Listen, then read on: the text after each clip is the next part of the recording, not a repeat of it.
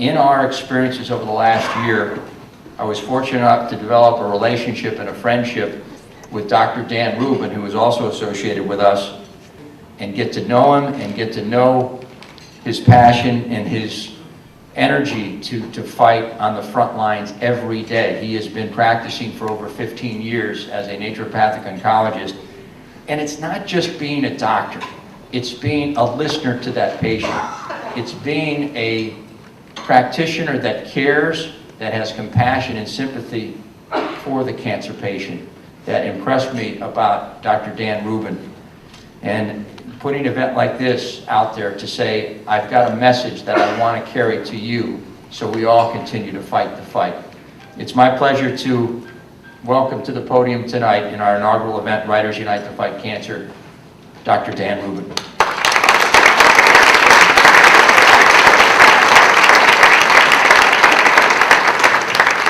Thank you.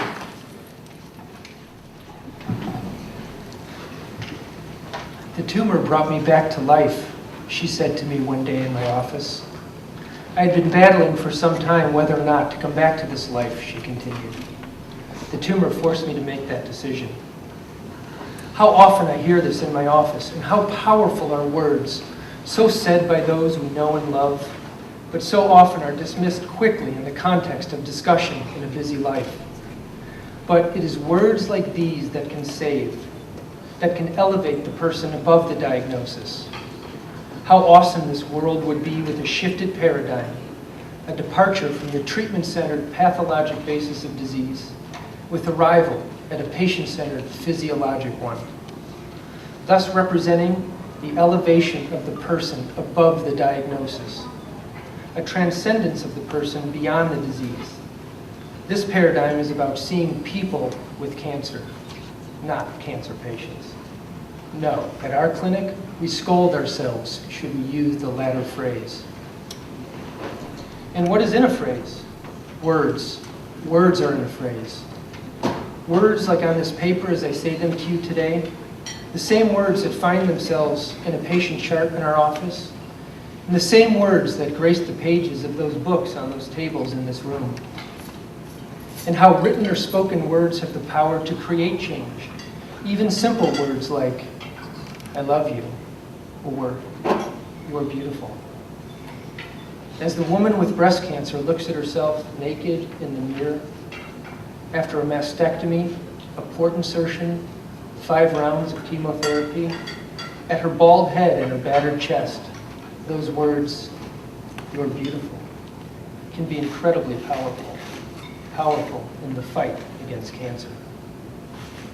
Holly Robinson writes in Sleeping Tigers, as her main female character becomes involved with a new man, she worries that her scar will put him off.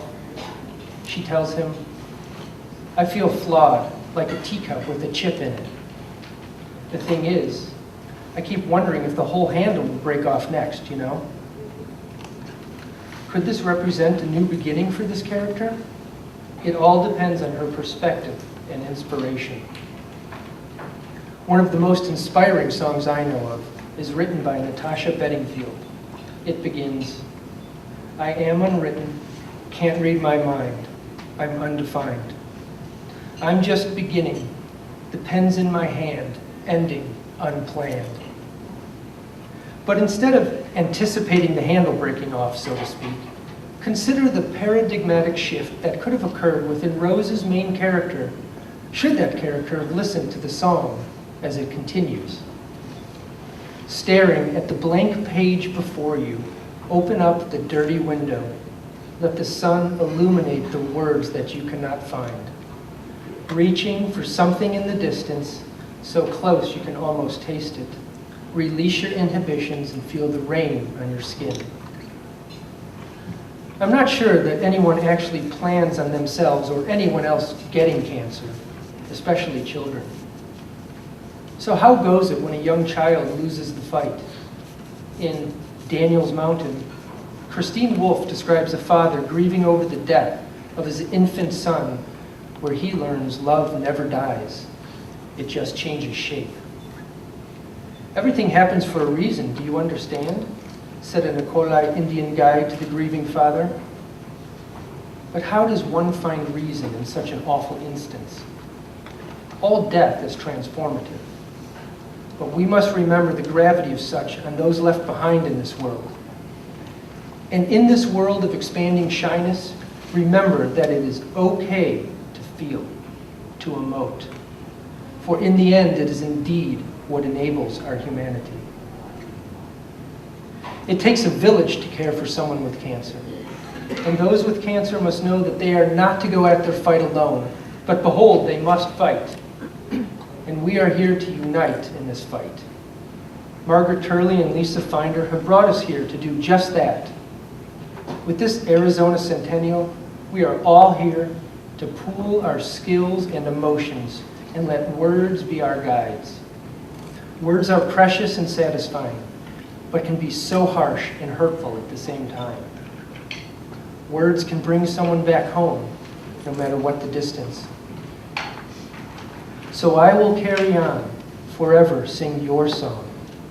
If I have to live without you, I'll love the best I can, but whisper when you're near me, and I'm home.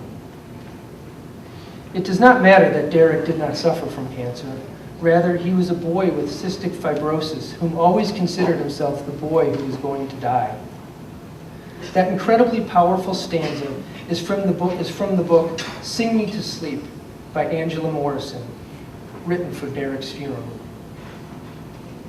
On the crest of this centennial, we find ourselves in the second decade of the 21st century, and we are still fighting the battle against cancer. As a nation, spending on cancer treatments are projected to reach at least $258 billion by the year 2020. And out-of-pocket spending for non-conventional medicine is proportionately high. Chemotherapy had its advent in the 1940s, and President Nixon officially waged the war against cancer in 1971, the same year medical oncology became a recognized specialty. Radiation therapy has come a long way since its inception in the early 1900s. Today we have proton beam therapy, cyberknife, gamma knife, IMRT, IGRT, brachytherapy. For the most part, though, chemotherapy is still the mainstay of treatment. And although protocols may have undergone change, the treatment premise remains. Ultimately, lasting eradication of malignancy depends upon competent immune function. Cytoreductive or kill strategies serve their intended purpose of rapid tumor reduction, but are only mildly hopeful at enabling the patient's own immunological response. Unsurprisingly then, such therapies diminish self-defense mechanisms, leaving the host susceptible not only to infection, but to recurrence and metastasis of their cancer as well. Indeed, 10% of people with cancer die of infectious disease rather than the malignancy itself. And so often I hear a patient tell me that their medical or radiation oncologist told them to not take any supplements during conventional treatment time for fear they would interfere with its effects. Supplements that may have otherwise provided benefit to their quality of life or survival. But here lies the perfect opportunity for union in the fight against cancer. A union of naturopathic and allopathic physicians as comrades in the village. The first decade of this century brought us small molecule therapy, a subculture that provides powerful medicines in the guise of a magic bullet. But it also brought us the recognized specialty of naturopathic oncology and the invention and rise of the naturopathic oncologist. What the people have called for has been delivered. The naturopathic profession united and brought to the public the naturopathic oncologist, the specialist, the expert in the non-conventional approaches to the person with cancer, and a breath of fresh air for so many that have been on the quest for such for so long a time. For some, this is a lent hand to open up that dirty window. And so goes the fight. We are now entering the era of the promise of personalized medicine, from concierge to tumor type testing, proteomics, metabolomics, gene arrays. Hail the characterization of one's own tumor, the next great oncological frontier. With no expense spared, science and medicine are now making cancer a series of orphan diseases, a unique philosophy whose time should have come long ago, but the reality of which is still in question. Even with the remarkable advances that have been made in the medical sciences, we have only glimpses still into the wonderful and intricate workings of the human body. Treatments which attempt to attack disease from without remain, despite their increasing sophistication, blunderings about in a place of marvels. Cancer is a disease that requires individualized treatment that is as physiological as we can attain, with constant reverence for the mystery and beauty of the human body, even in illness. So what of prevention? What of the environment we live in today? Our world is scorned by our past chemical revolution, and our earth by the chemicals themselves. What of our children addicted to violent video games while they sit and let the world go by? As they sit with snacks in hand, chemical-laden, genetically modified food bits, readily available, inexpensive, and fun to eat. What of a world where our water is so contaminated that it is becoming our next precious commodity? What of a world where we are dependent upon plastics? And what of a world where our babies are being born with over 200 chemicals flowing through their blood? And what of our schools? And why is there not a class on health and prevention in the second grade? Why is it left to private and charter schools to teach animal care and organic gardening? What of the phrase natural foods? How did we, as a generation, arrive at such a notion? What so awfully happened to us that we now consume something called unnatural foods? Let food be thy medicine, and medicine be thy food, said Hippocrates 2,500 years ago. If so that, then bow to the naturopathic physician. Bow to those restaurateurs that are ahead of their time. Give thanks to the organic farmers, and high fives to those that treat their livestock with respect. Read your labels. Become educated. Let your palate change, and be effortful and mindful in your consumption. Have a rainbow on your plate. Scrutinize the menu. Ask the server if the salmon is wild caught, if the beef is grass-fed, and if so, for how long. Memorize the dirty dozen. Speak out about genetically modified foods. Make noise, for as we live, it is the only way we can create effective change. In the end, prevention is our best cure. And what of our genome? The very fabric of who we are as a species is risked to change. We must unite, and we must write. Write your books, more please, I beg of you. Write your congressperson and let them know you are ready to fight. Write your daughter or your son and let them know there's a better world out there. Heck, write your parents.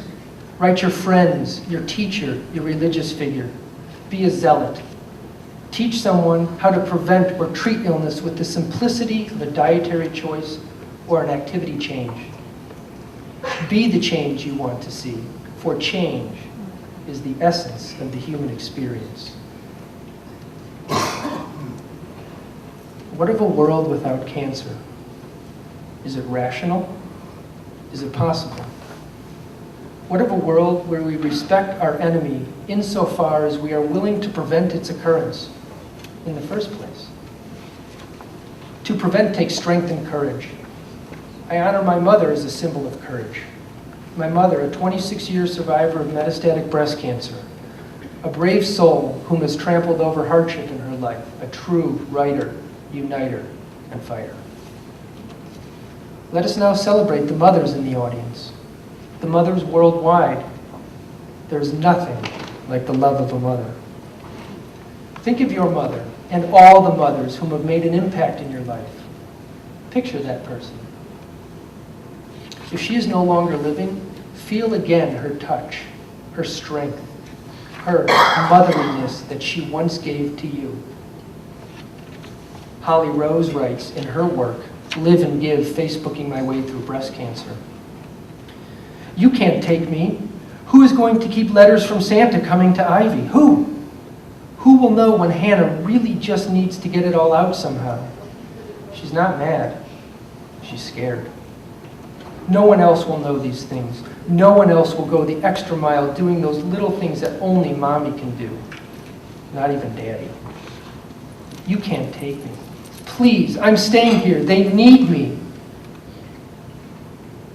And this quote from the Breast Cancer Patient Perspectives Project, as recalled by a woman upon receiving her diagnosis. I was horrified, terrified, and could only concentrate on the faces of my children, wondering if they were mature enough to live without a mother.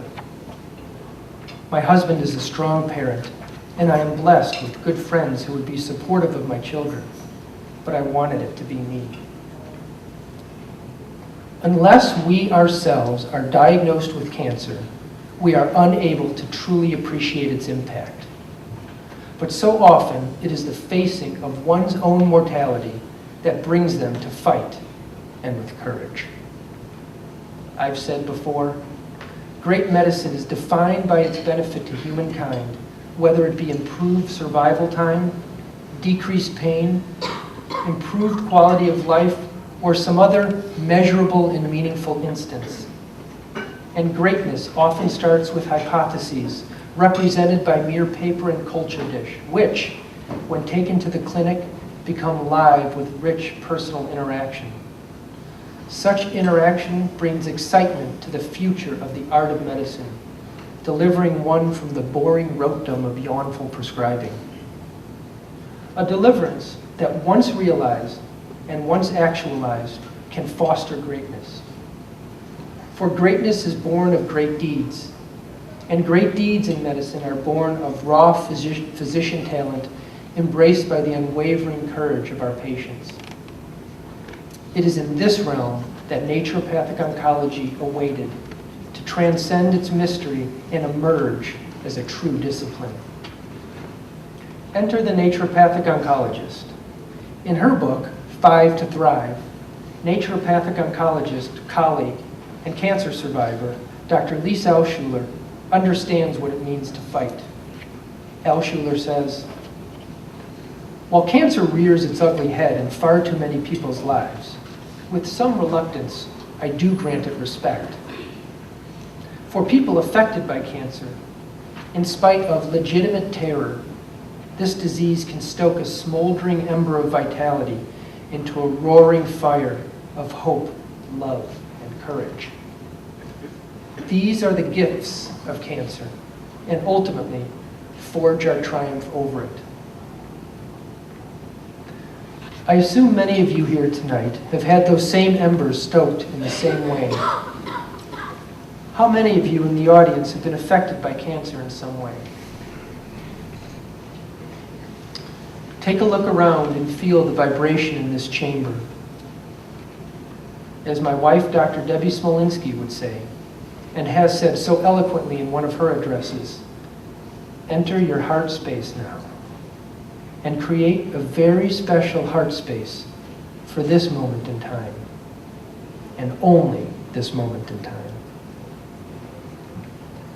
The song I have been quoting through this address, ironically enough, is entitled Unwritten. And I feel that although we have so many wonderful people here tonight sharing with us their stories as scribed on the pages in this room, there are and have been countless others whose stories are unwritten. And I know that once an author, always an author. And that just because one book has been written does not mean there is not more to say. So to whom have come before us, are with us now, and for those who will come after, I leave you with the next verse of this song. No one else can feel it for you. Only you can let it in. No one else can speak the words on your lips. Drench yourself in words unspoken. Live your life with arms wide open. Today is where your book begins. The rest is still unwritten. Thank you.